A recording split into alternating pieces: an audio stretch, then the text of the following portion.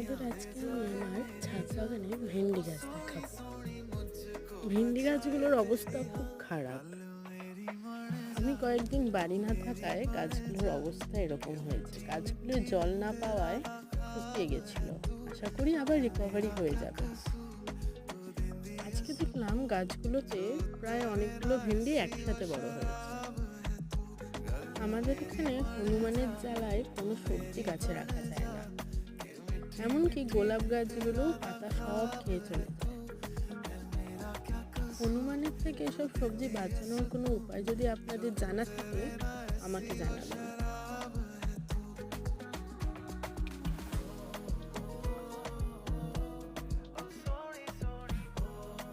ভিডিওটা বানাতে গিয়ে আজকে সন্ধ্যা হয়ে গেছে, তাই জন্য লাইটের একটু সমস্যা আছে।